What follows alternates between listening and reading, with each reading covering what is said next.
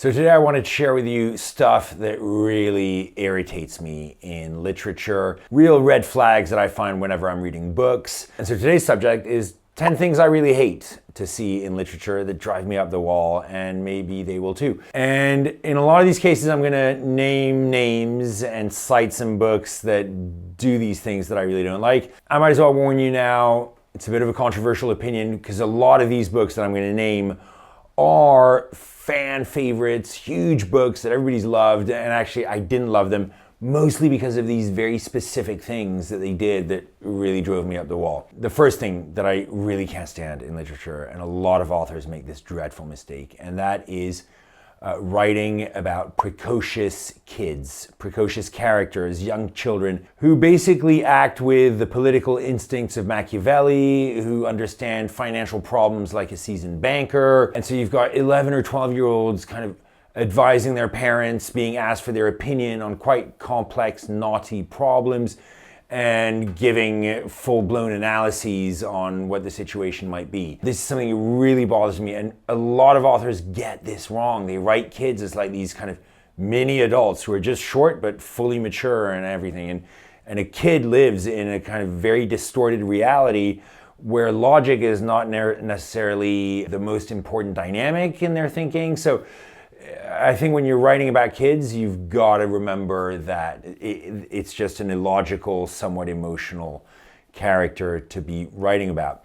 One book that I think did this particularly badly, for example, was Never Let Me Go by Katsuo Ishiguro. A lot of people love that book, but I just found that these kids in the school, they seem just so preternaturally mature and just so ahead of their time. And we know from the twist why that is, maybe.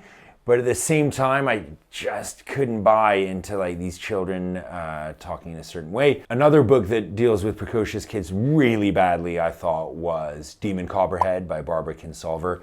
Everybody loved this book. It's a remake of David Copperfield. But immediately the kid was written as like this super sharp, very street smart kid that was way ahead of his time in analyzing the adult landscape around him. And I just found that absolutely unbelievable. Okay, number 2 on my list of pet peeves that I see in literature is slang. Specifically, slang that is provincial or specifically designed to anchor the thing too firmly in a certain place. And I find that it happens a lot more and more in British literature. And I sometimes find myself reading British books and thinking to myself, if an American person read this, would they actually understand much of what's going on here? In terms of the words that are being used, in terms of the expressions, in terms of even the elisions of how certain people speak in certain slang ways, I find it sometimes quite unbelievable and almost designed to exclude or designed to keep away from people who don't understand that slang. The same can also be said of, say, American writers or Australian writers or whatever, but I find it's generally in the British Isles, in kind of English, Scottish, Irish literature, there suddenly comes out these kind of almost dialects that just feel like they're not designed to be very inclusive and are designed to show a closeness with the action that is a bit artificial and a bit unnecessary, and again, a bit exclusionary. So I don't particularly love that. The third thing I would mention as being like a big red flag to me, which is so unnecessary, are books that decide to be overly lyrical and overly experimental. And the two kind of tend to go hand in hand. It's authors that tend to think that they need to show some really advanced writing craft to be impressive and to reshape the way the information is presented on the page, to have no punctuation.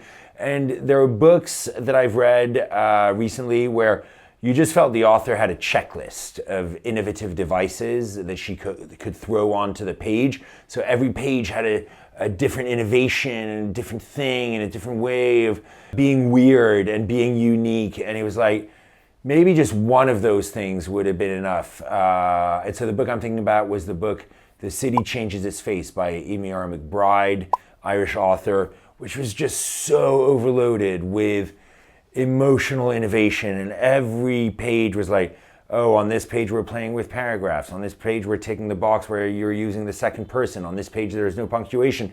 But the whole book was just completely overloaded with those kind of innovations, and it just felt very gimmicky at the end. Like, God, just tell us a good story and don't worry so much about the craft, the plot, the technique, the thing. Just focus on communicating the emotion in a way that everybody can get behind. Why kind of filter out the readers according to who can decipher the innovation that you're putting up? And it just felt, again, a bit exclusionary for my liking. So specifically, one innovation is quite a red flag for me because it can be done either really well or it can be done really poorly. And I've seen it both ways, and generally it's done poorly. And that's the use of the second person. What do I mean by that? Traditionally, novels were written in the third person. So the main character, he sees this, she says that, he thinks this, he goes for a walk. That's the perspective of the action. Then you had first person as an innovation, which was, I am the narrator, that's the voice, and I think this, I see that, I do this, and that's how the story is told. But then in the mid-'80s, a guy called Jay McInerney wrote a book called Bright Lights, Big City, which really brought back and popularized the idea of a second person. So the writer is writing, you are doing this, you put on a jacket, you go out in the street, you meet so-and-so. And so it created like a whole new structure and distance between the author, the protagonist, the reader. I mean, it was almost like triangulation, really cool, groundbreaking. And the guy became a literary legend and so on. Since then, a lot of authors have tried to play with it, have experimented with it, and that's all fair play, but it's a risky device. It can work really well, or it can sound really pretentious and really just trying to mimic Jay McInerney. And he owns it so much that it's difficult to write it without instinctively a light bulb going off in a reader's head being like, that's Jay McInerney.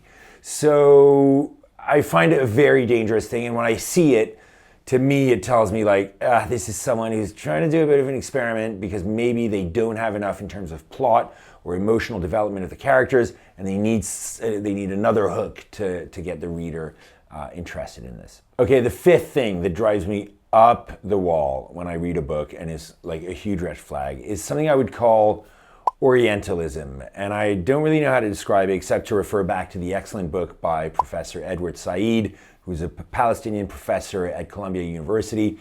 And he was the first guy to basically say, look, the way Western cultures look at the Middle East specifically is a very Orientalist way, and it tries to find or create magic in that culture which actually isn't there, and it's a weird prism for Westerners to look at that culture, and it kind of completely skews the relationships, not just in literature, but also in politics, and that's why like the wider Western policy in the Middle East is just so completely fucked.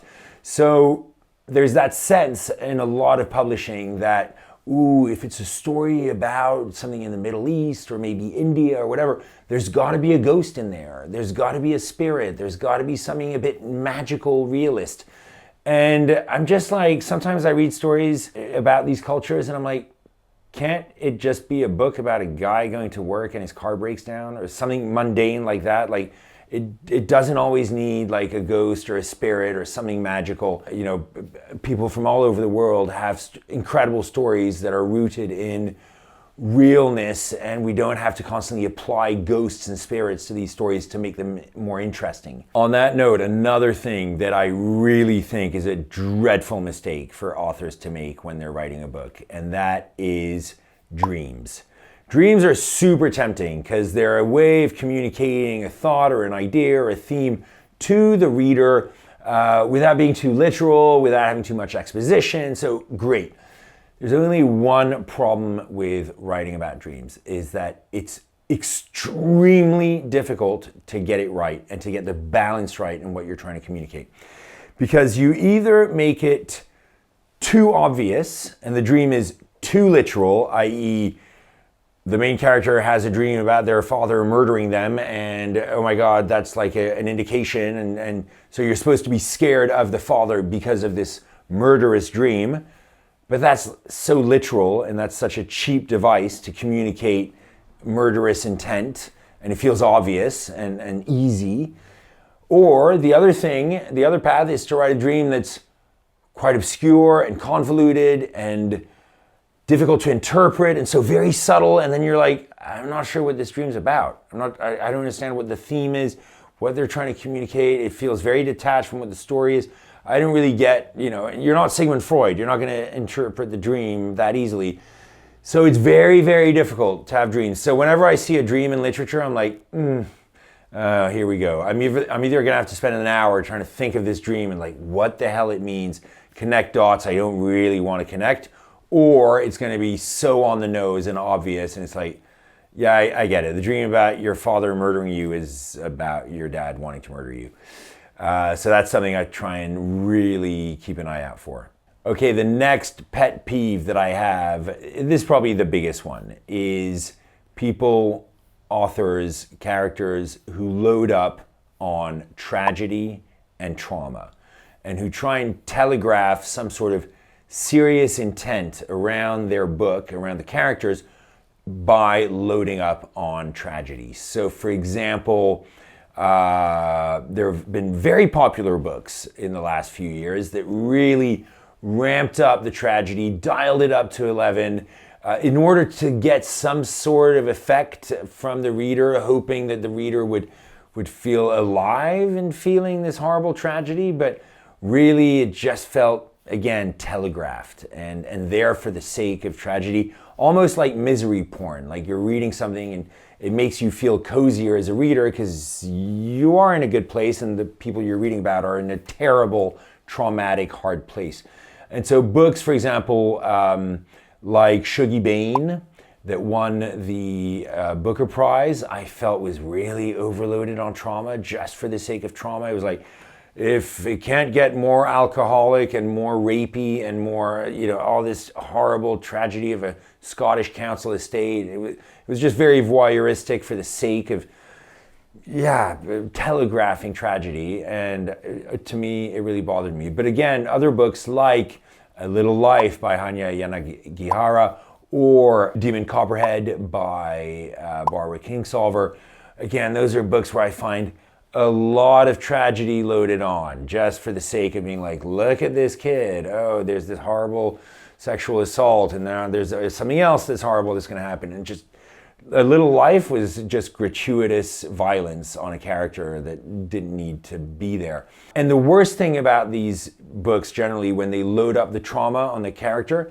is that the authors rarely have the courage to let their characters live with the consequences of the trauma they're inflicting on them. So you'll see in all those books, you'll notice the character goes through all this horrible stuff, horrible trauma, horrible experiences, just gross, stuff that would ruin anybody's life forever. But then by the middle of the third act, the author finds an off-ramp, exit towards a happy ending, and the character can live a perfectly fulfilled life, and all of that horrible nastiness is right behind them, and now on a new page, and everything's going to be great. I would love to see a Demon Copperhead where it ends with the guy dying of a drug overdose because he's an oxy addict, and that's the real consequence of what happens when you have a life like that and you have such trauma in your life. So this is one that I find particularly irritating and a huge red flag to me. Next up, we have the horrible crime of dropping names for intellectual credibility. So, for example, an author will write a novel, and then midway through, two characters will have a conversation about how much they both love Dostoevsky, but actually I prefer Balzac. But actually, I'm sure you've read F. Scott Fitzgerald's entire bibliography. And it's just a way not only for the author to give credibility for their characters in a really cheap and shortcutty way, but it's also a way for the author to drop credibility on their reading chops. And if an author has to name drop Dostoevsky or Balzac or F. Scott Fitzgerald to telegraph, like, I've read those books, so the trashy book you're reading right now is really rooted in like more credible literature, that really makes me feel very sorry for that author. And one book that I read recently that did this in spades, and it kind of ruined the book for me a little bit, was Heart the Lover by Lily King, which is about a writer who's going through her career and experiences different levels of trauma. Again, a lot of trauma in that book, just loaded on for the sake. At the end of that book, the main character is facing not one, but two instances of characters close to her undergoing terminal illnesses in different hospitals. And it's like, if you have to load up your book with two terminal illnesses, you're doing something wrong. But the other sin in that book is name dropping, a lot of name dropping of, oh, books, oh, I was inspired by this, I read that, and conversations and characters where they're just name dropping a lot of authors. It's boring, it doesn't do justice, it's not that interesting, and any good author should be able to convey any potential inspiration from other authors that they love through the voice, through the moral architecture, through the kind of characters they write about, not by having characters in conversation dropping names like that. And then one of my big no-nos in literature, and it's also very well known for literature and film, is characters waking up. Opening a scene with a character waking up is just such a sin. And if I see that in a book, I'm like, wow, this is really some amateurish writing right there. Because authors, characters need to be able to launch the action in their book without the waking up, which is just such a cheap shortcut to starting a certain scene. And finally, my literary pet peeve that I really can't stand, this drives me up the wall when I read a book like this, is what I would call the high concept, low execution book. What do I mean by that? So it's a book where the author has had a phenomenal idea about a big concept. What's this book going to be about? And you can resume the book's concept in one sentence. And the point of a high concept, though, is that it needs to be executed well. If I take a novel like 1984, that's a pretty high concept novel. It's a dystopian novel. There's a dictatorship. There's a dictator. It's all pretty intense and so on. That's great. It's great setup and so on. But it needs to be executed.